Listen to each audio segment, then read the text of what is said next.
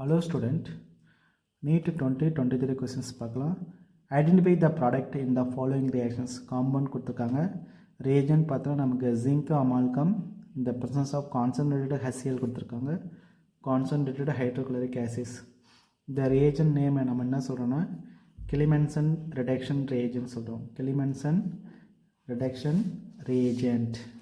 இது வந்து பார்த்தோன்னா நமக்கு வந்து அந்த zinc amalgam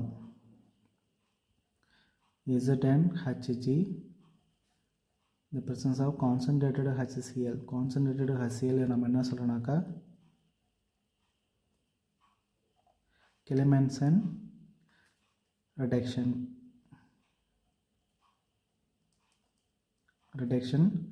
reagent.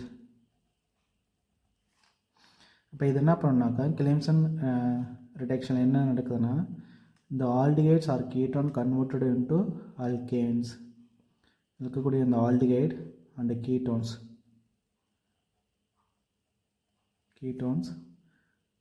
C double bond O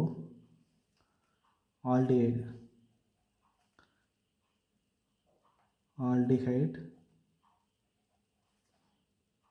C double bond O H. So converted into CH2 ஆல்கேனாக கன்வெர்ட் ஆகுது. இதுதான் வந்து Killimanson reduction சொல்கிறோம்.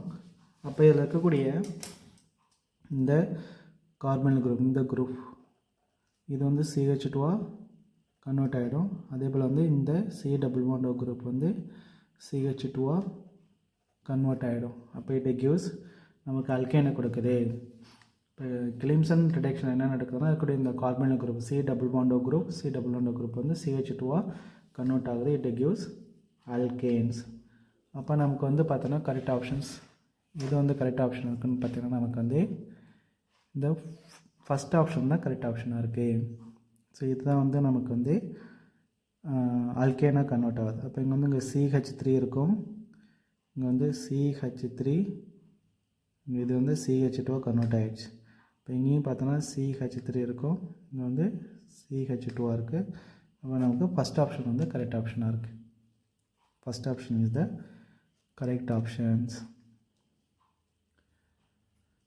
I hope you understand student. Thank you. All the best.